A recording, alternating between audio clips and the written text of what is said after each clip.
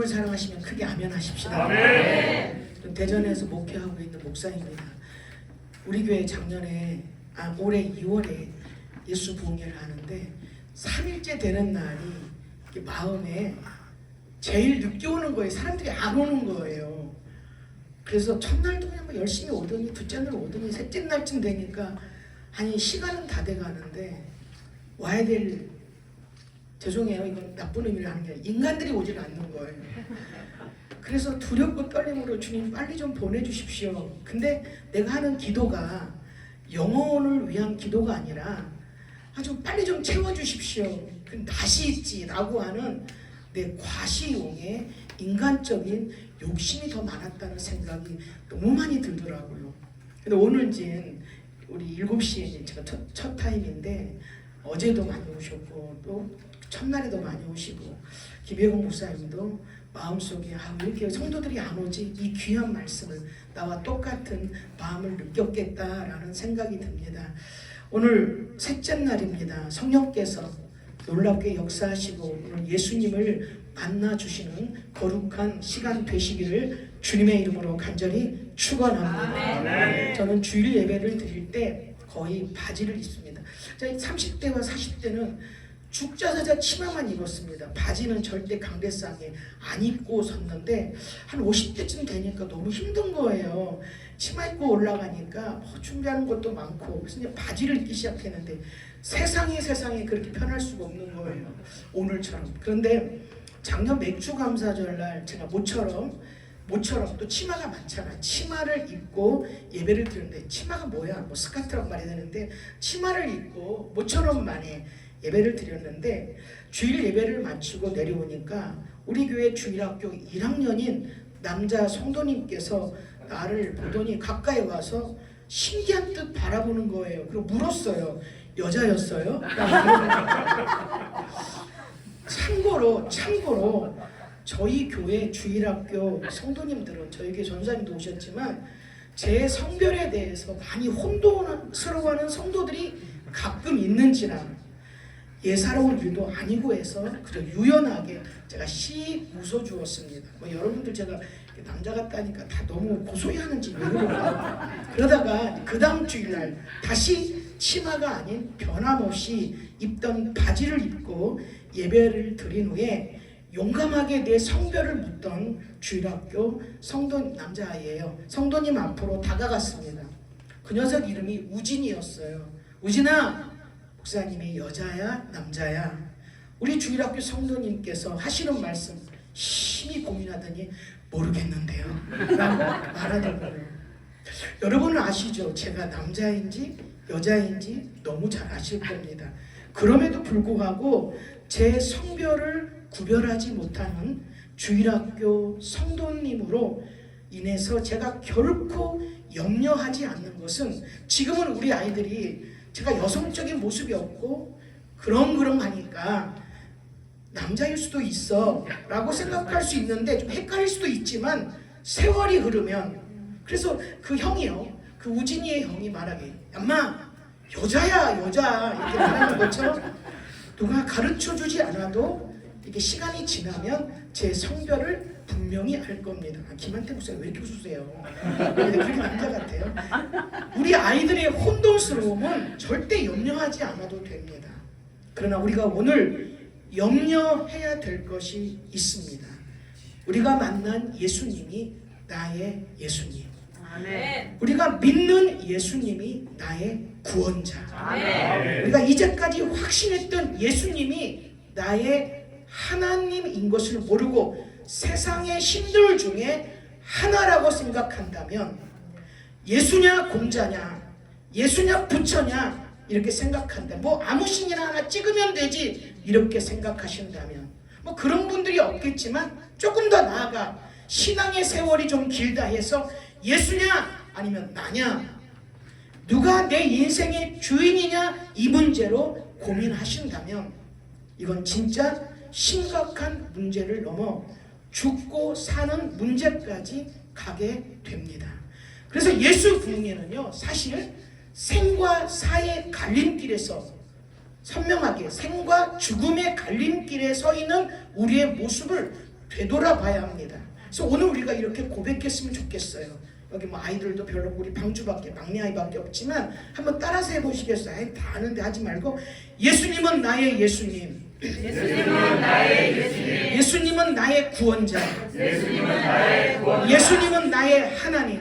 예수님은 나의 하나님. 한 번만 더 하십시다. 지금은 여러분이 따라서 했고 지금 다시 하는 건 신령의 고백으로 같이 하는 겁니다.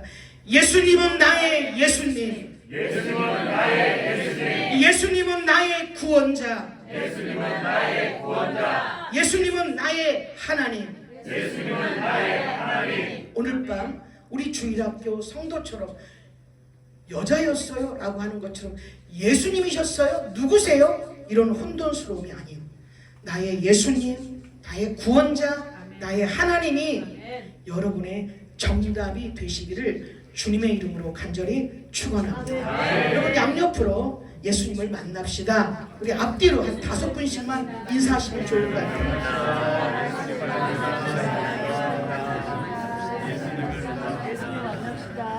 하나님 말씀은 마태복음 5장 7절 말씀을 함께 보겠습니다. 안 틀어줘요. 네. 제가 읽고 여러분과 함께, 저는 사실은 거의 제가 읽어요. 성향이 제가 급한 사람이라서 그냥 리딩하는 걸 싫어해요. 그냥 가슴속에 하나하나 막 곱씹어야 되기 때문에 제가 먼저 한번 읽고 여러분과 곱씹으면서 한번 더 읽어보려고 합니다. 제가 먼저 읽을게요. 긍휼히 여기는 자는 복이 있나니 그들이 긍휼히 여김을 받을 것이며, 함께 시작. 긍휼히 여기는 자는 복이 있나니 그들이 긍휼히 여김을 받을 것이며. 아멘. 오늘은 긍휼에 대해서 말씀을 전하려고 합니다. 긍휼이라는 뜻, 뭐 다 알겠죠? 긍휼이라는 뜻 좋아하잖아요. 뭐 동정심이 있다, 자비롭다, 뭐 이런 뜻인 것은 누구나 명명백백 다 잘 알 것입니다. 긍휼히 여기다, 뭐 이런 말은 동정심을 가지다, 자비를 베풀다라는 그러한 의미입니다. 구약에서는요, 불쌍히 여기다, 이게 훨씬 더 우리가 이해가 돼요. 긍휼히 여겨야지, 불쌍히 여겨야지, 이런 의미가 묻어 있습니다. 긍휼이라는 말은 많이 가진 자가 조금 가진 자에게, 형편이 좋은 자가 형편이 좋지 않은 자에게 무엇인가를 베풀 때, 마치 무엇인가를 그 사람에게 주는 것처럼, 이렇게 은혜를 베푸는 것처럼, 이럴 때 자주 사용하는 단어입니다. 강자가 약한 자를 도와줄 때 사용하는 단어입니다. 넉넉한 자에게는 굳이 뭐 도와줄 필요가 없어요. 전교 1등하는 아이에게 너 공부 좀 잘하라고 그렇게 걱정할 필요가 없습니다. 잘하는 사람에게는 그저 잘했어, 잘했어, 칭찬이지 불쌍히 여길 필요가 없습니다. 그러나 긍휼을 꼭 베풀어야 하는 경우도 있습니다. 저희 아버님은요, 지금은 소천하셨어요. 한 30년 전에 살아계실 때 진짜 엄청 부지런하셨어요. 새벽이면 짐자전거, 옛날에 짐자전거가 있었는데 뒤에 이렇게 앉는 의자가 컸어요. 이게 짐자전거인데 거기에 종이 박스를 잔뜩 이렇게 거리에서 주워가지고 오셔서 고물상에 갖다 파셨습니다. 그래서 주식도 하시고 막 이러셨어요. 그 지금도 우리 아버지가 소천하시고 난 다음에 지금도 나이 많으신 어른이 리어카에 종이 박스를 잔뜩 싣고 언덕을 힘겹게 올라가는 모습을 보면 왠지 아버지 생각이 나서 운전하다가도 차에서 내려 도와드리고 싶은 충동을 주체할 수 없을 때가 종종 있습니다. 내가 도와줄 수 있는 상황이라면 계산하지 않고 베풀어야 마땅한 것이 긍휼입니다. 그러나 사실 긍휼을 베풀기 힘든 경우도 너무 많아요. 제가 이 말 할 때 동의하는 사람 많을 텐데 왠지 준 것도 없는데 마음에 안 드는 사람 있죠? 웃는 사람은 다 범인이에요.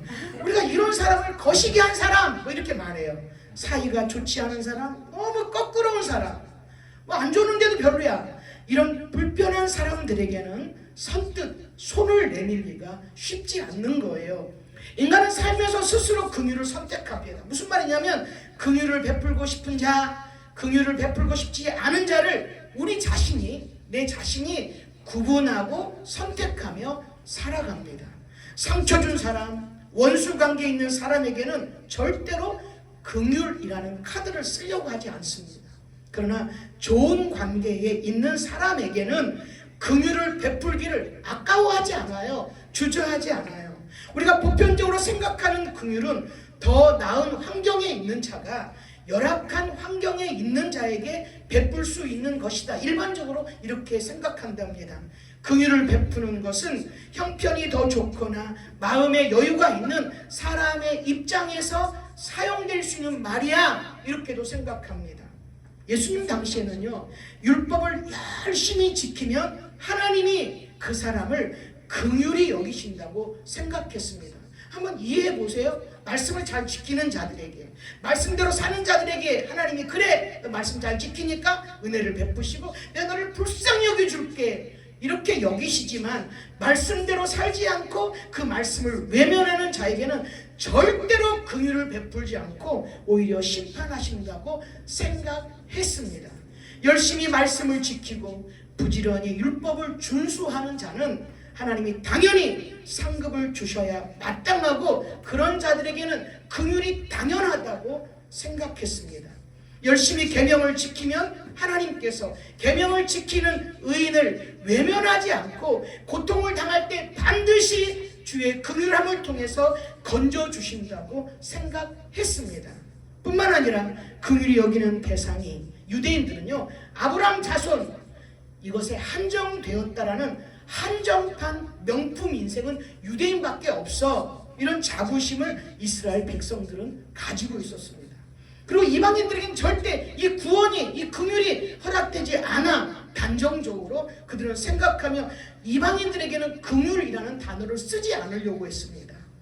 유대인들의 생각 속에 뿌리 깊게 자리 잡은 당연한 구원, 오늘 긍휼이라는 말씀 속에 우리가 생각해 봐야 될 굉장히 중요한 주제, 당연한 구원. 한번 따라서 해보시겠어요? 당연한 구원. 당연한 구원. 진짜 무서운 거예요, 당연한 구원이. 이 말은 하나님이 말씀하신 것이 아니었어요. 유대인들이 우리 당연히 구원받아, 유대인들의 착각이고 민족적인 착각, 소견에 불과했습니다. 자신들에게만 이미 허락된 당연한 구원. 오늘날도요, 교회만 다니면 당연히 구원받아 생각한다면 이런 꿈에서 빨리 깨어나 정신 차리지 않으면 안 되는 거예요. 아, 교회 30년 나왔어. 전 모태신앙이니까 65년이 넘어. 그럼 나는 당연히 구원받아. 이런 꿈에서 깨어나야 된다는 것입니다. 구원은 교회를 평생 다닌 경륜으로 받는 보상이 아닙니다. 오늘 아셔야 돼요. 저는 모태신앙이에요.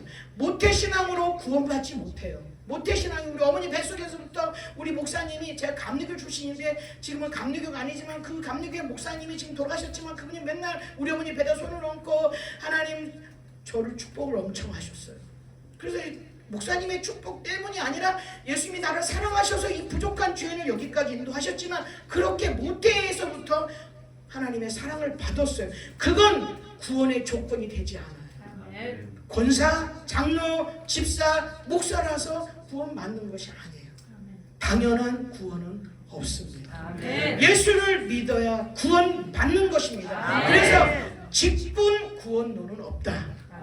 동의하시면 크게 아멘. 직분 구원론은 없어요. 여러분 기억하십시오. 직분 구원론, 당연한 구원 없습니다. 특별히 우리 아이들 잘 들어야 돼. 유신아 잘 들어야 돼. 목사이기에 구원받는다? No. 장로에게 구원받는다? No.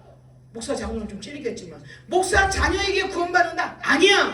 장로 자녀에게 구원받는다? 아니야. 그러나 직분 구원, 그렇기 때문에 직분 구원론은 없어요. 그러나 구원은 반드시 딱 한 가지 조건이에요.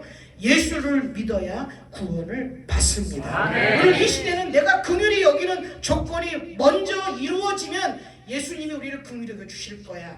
내가 주님이 긍휼히 여겨주실 조건을 갖추어야지 라고 해서 되는 게 아니에요. 긍휼의 대가라고 생각하고 보상이라고 생각하지만 no, 아닙니다.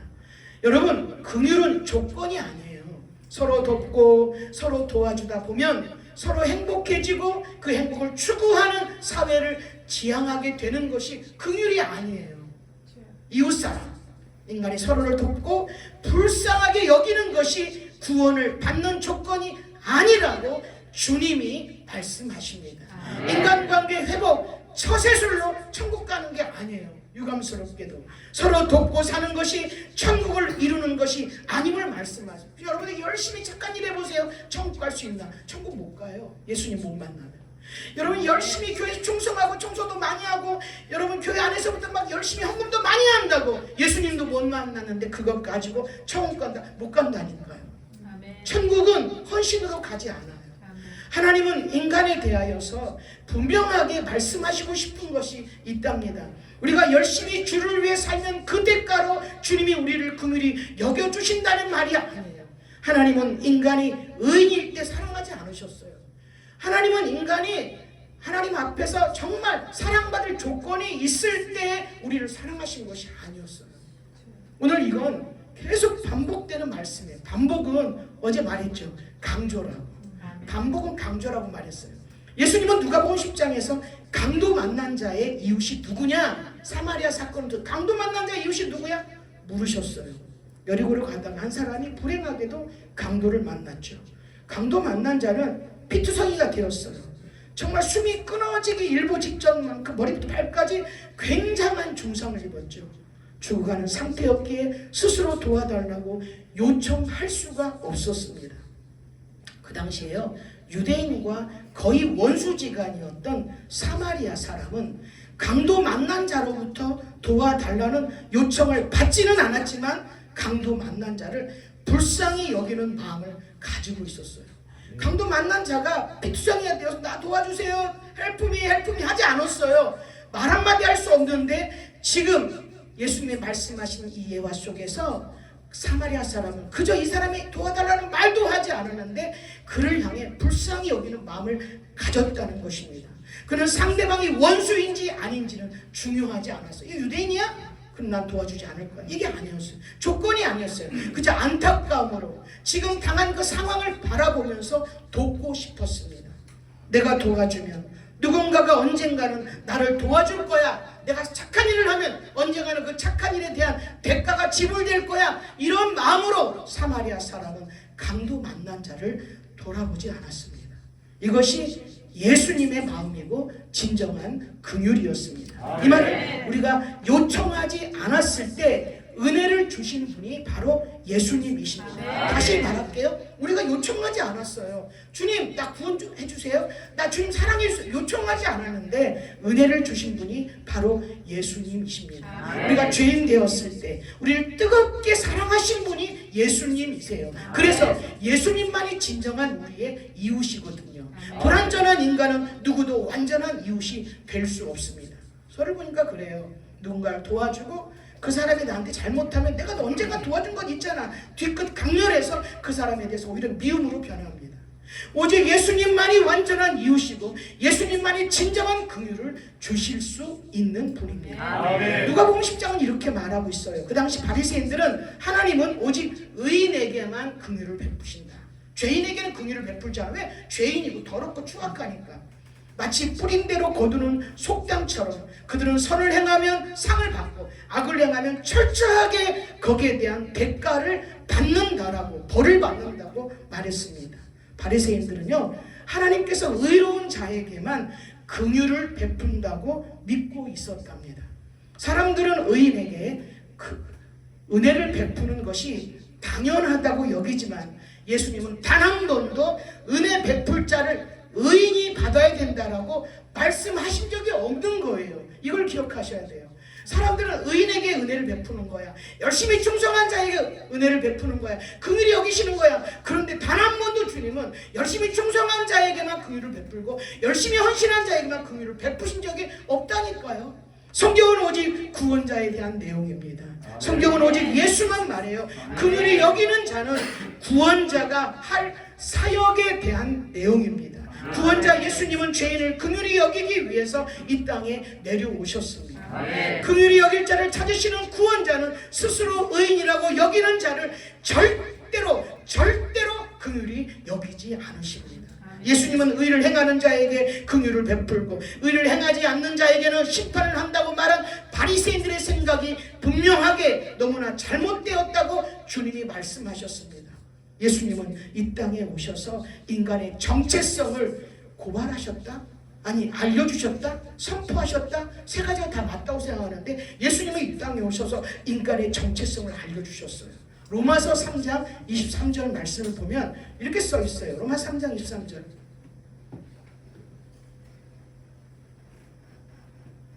자, 읽을게요. 왜 그래? 들리마? 자, 모든 사람이 죄를 범하였음에 하나님의 영광에 이르지 못하더니. 다 아는 얘기예요. 저는 이거는 신학교 다닐 때 이 말씀을 외웠어요. 모든 사람이 죄를 범하였음에 하나님의 영광에 이르지 못하더니. 모든 사람이에요. 한 사람이 아니에요. 나만이 아니에요.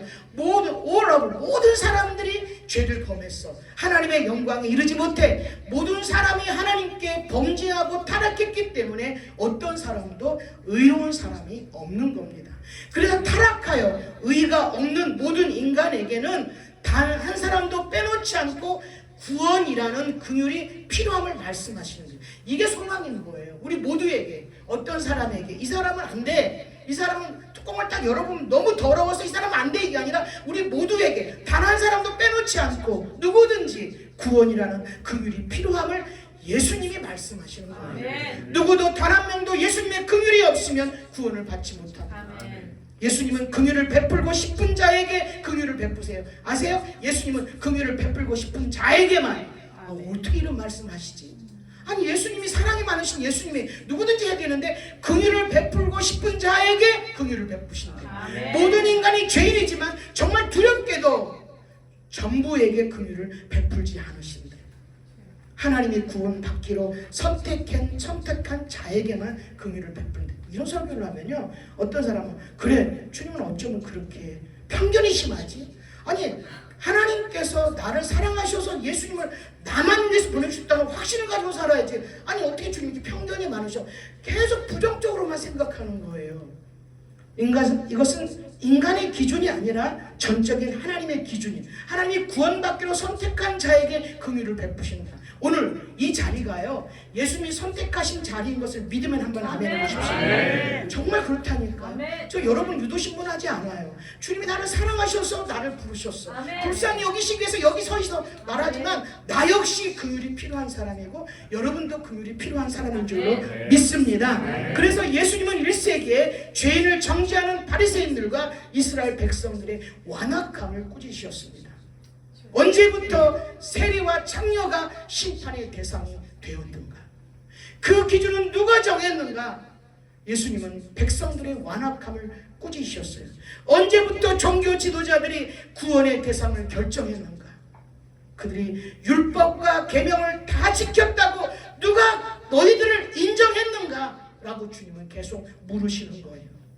하나님은 종교 지도자들을 의롭다고 인정한 적이 단 한 번도 없습니다. 하나님은 세리와 창녀를 더럽다고 버린 적이 단 한 번도 없으셨습니다. 예수님은 인간이 율법을 지킬 수 있는 자가, 인간은 율법을 지킬 수 있는 자가 단 한 명도 없다고 말씀하시고 또 말씀하셨습니다. 저는 성경을 예수님을 만나고 난 다음에 가장 강력하게 은혜 받은 것 중에 하나가 있었어요. 회개하라, 천국이 가까웠다. 천국 대신에 예수님이 우리에게 회개하라, 회개하라, 내가 죄인임을 인정해라. 이 말이 그렇게 내 영혼을 강력하게 뒤집어 놓더라고요. 인간은 율법을 하나도 지킬 수 없기에 결국 지옥 가야 마땅한 자들이 되었습니다.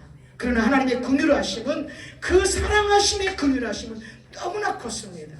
저에게는요, 이번 이 집회에 제가 이렇게 참석을 하면서 이 로마서 5장 8절 말씀을 많이 사람들이 사용하시던 것 같은데, 저에게도 가장 강력한 주님의 한방이 있었습니다.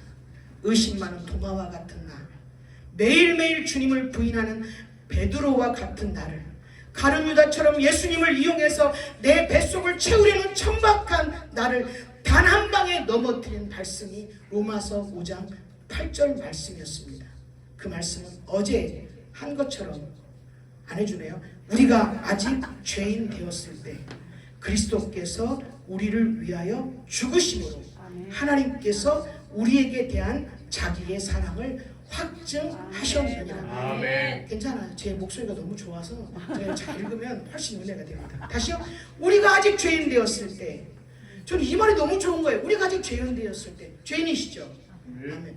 얘 막 하는데 막 마주 죽을까 봐 네, 막 이러는데 우리가 죄인이시죠, 그죠? 네. 죄인이시죠, 네, 죄인이에요.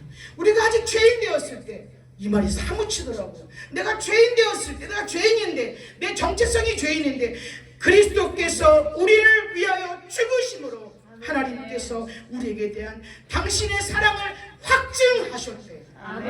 너무나 사무치고 너무나 기가 막히고, 이 말씀 앞에서 우리가 아직 죄인 되었을 때 예수께서 나를 위해 죽으심으로 말미암아 하나님께서 나에 대한 그 사랑이 확증되었다는 말이 얼마나 나에게 사무치든지, 이 세상이 나를 다 버려도 나 이 사랑 하나 가지고 살 수 있어, 이런 마음이 너무나 강력하게 들어오는 거예요. 제가 아까 말했죠, 여러분 같은 말이 계속 나오는 것은 반복이 아니라 강조라고. 어제 가장 큰 은혜를 받았어요. 이 말이 엄청 동의해요.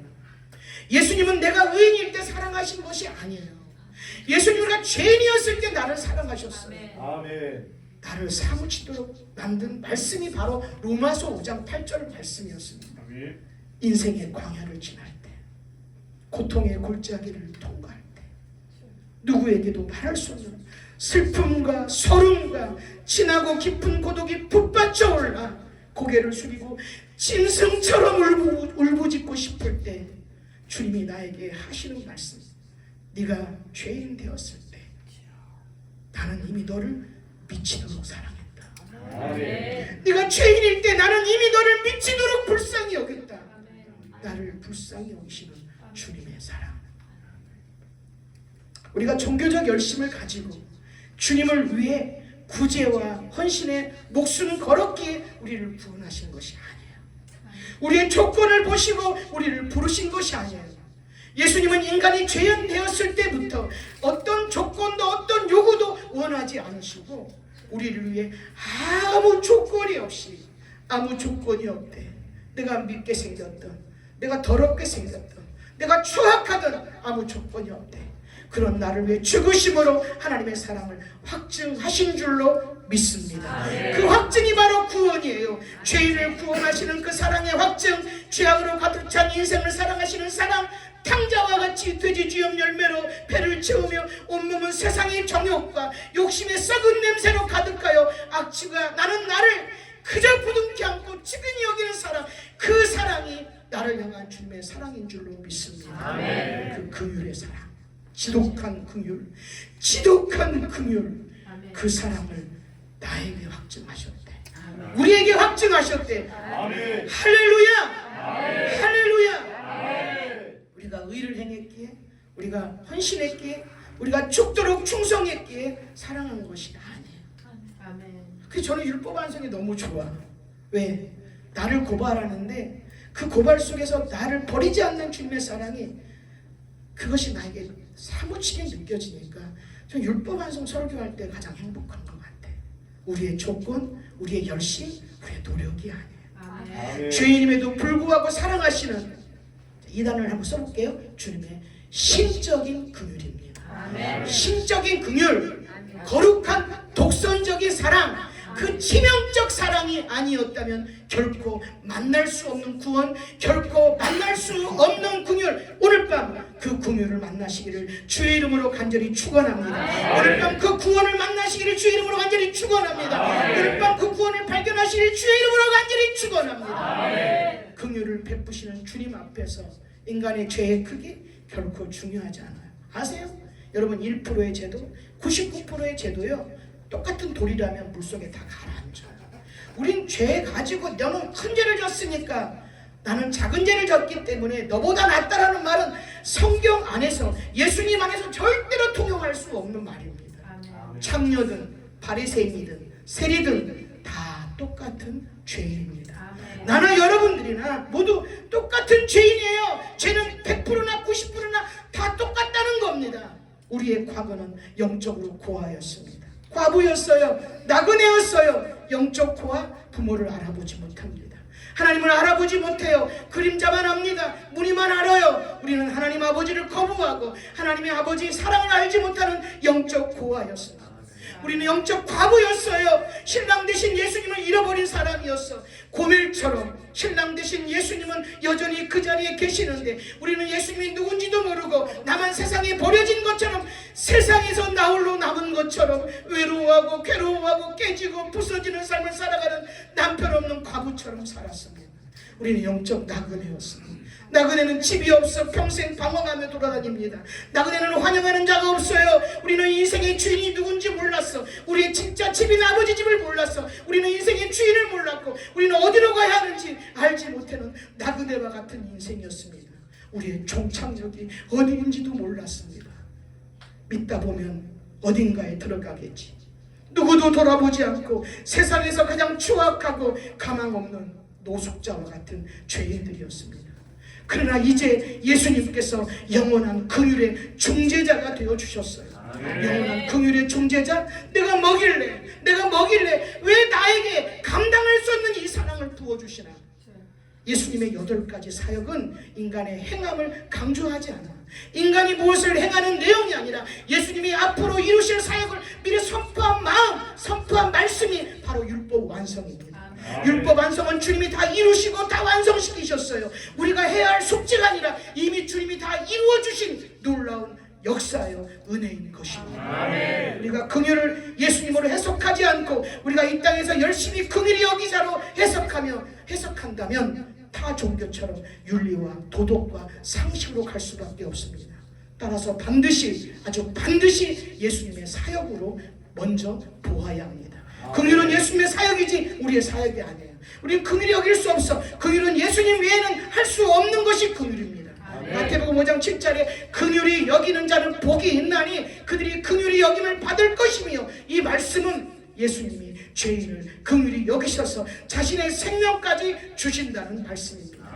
왜 예수님은 이 땅에 오셔야만 했는가? 누구도 예수님에게 오시라고 요청한 적이 없어요. 누구도 예수님에게 먼저 회개하고 엎드려서 긍휼을 베풀어 달라고 구하지도 않았어. 그러나 예수님은 완전한 천국에서 인간의 모습을 입고 세상에 내려오셨습니다. 큰일 났네. 한 장 더 남았는데 내야 될 것 같아요.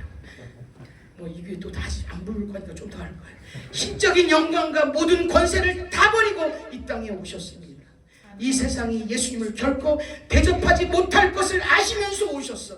그러나 예수님이 세상에 오신 이유는 자신의 영광을 채우기 위해서, 영광을 받기 위해서, 그것만을 목적으로 오신 것이 아니었어요. 예수님은 인간들을 불쌍히 여기셨어요.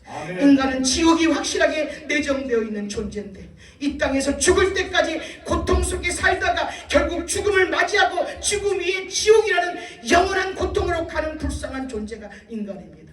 예수님은 그런 인생을 살리기 위해서 오셨어요. 그런 인생을 긍휼히 여기기 위해서 이 땅에 오셨습니다. 자신을 배신한 인간들로 가득 찬 이 땅에 자신의 생명을 주시고 싶어서 오셨어요.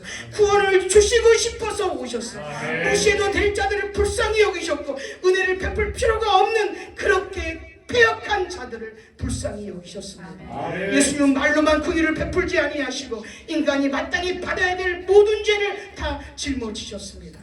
예수님께 있는 긍휼함, 아까 말했죠. 신적인 긍휼함. 신적 긍휼함은 오직 예수님만이 가진 고유한 긍휼함, 완전한 긍휼함, 부족함이 없는 긍휼함, 살리시는 긍휼함, 변질되지 않는 긍휼함, 신적 긍휼함입니다. 신적 긍휼함, 신적 긍휼함, 이 단어가 이번 봉예를 준비하면서 제 심장 한가운데 명중한 화살이었습니다. 백발백중 맞추시는 예수님이 쏘신 화살이 신적 긍휼함이었습니다. 예수님은 세상 모두를 위하여 긍휼을 가지고 이 땅에 오셨어요.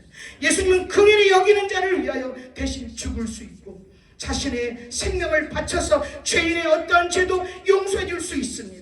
예수님의 긍휼함, 전능자의 신적 긍휼함, 그 신적 긍휼함으로 우리를 사랑하시고 우리를 살리시고 우리를 구원하시는 것입니다. 그러나 예수님은 죄인을 긍휼히 여기시기 위해서 이 땅에 내려왔음에도 불구하고 정작 주님 자신은 긍휼히 여김을 받지 못했습니다. 우리는 무시를 당하고 조롱을 당하면 세상을 다 산 것처럼 절망하는데 예수님은 무시와 조롱을 당하시면서도 우리를 위해서 생명을 던지시고 자기를 던지시고 자신을 이 땅에서 던지시기까지 우리를 사랑하셨습니다. 예수님은 곧 긍휼입니다. 그분은 죄로 가득한 이 땅에 와서 죄인을 위해 죽으시고 죽어가는 자들을 다 살리심으로 긍휼을 완성하셨습니다. 예수님의 긍휼은 2000년 전만 나타나서 멈춘 것이 아니에요. 2000년 전에만 그때만 있는 게 아니에요. 지금도 여전히 계속 도도한 강물처럼 죄를 향한 긍휼이 계속되고 있습니다. 이제 우리는 긍휼히 여기시는 예수님을 알아야 돼요. 내가 먼저 누군가를 긍휼히 여기면 예수님도 나를 긍휼히 여기신다는 생각 버리십시오. 우리는 태어나면서부터 예수님의 긍휼을 모르는 죄인이었습니다. 우리는 이 세상을 살면서 예수님의 긍휼을 제대로 알지도 못하는 폐역하고 완악한 영혼이었습니다. 우리의 진짜 사랑 예수님이십니다. 세상의 모든 긍휼은 다 불완전하지만 예수님의 긍휼은 완전하다. 다시요. 세상의 모든 긍휼은 다 불완전하지만 크게 아멘 해보세요. 예수님의 긍휼은 완전하다. 예수님의 십적 긍휼함은 완전하다. 예수님의 긍휼이 오늘 밤 이 밤에 우리를 초청하시는 거예요. 주님이 긍휼히 여겨주시다고 약속하시는 거예요. 죽을 수밖에 없는 죄인을 주님의 긍휼로 의인을 만들어 주시겠다고 생명을 던져 약속하시는 것입니다. 오늘 밤 예수님의 신적 긍휼함의 주인공들이 되시기를 주님의 이름으로 간절히 축원합니다. 주님의 이름으로 간절히 축원합니다. 주님의 이름으로 간절히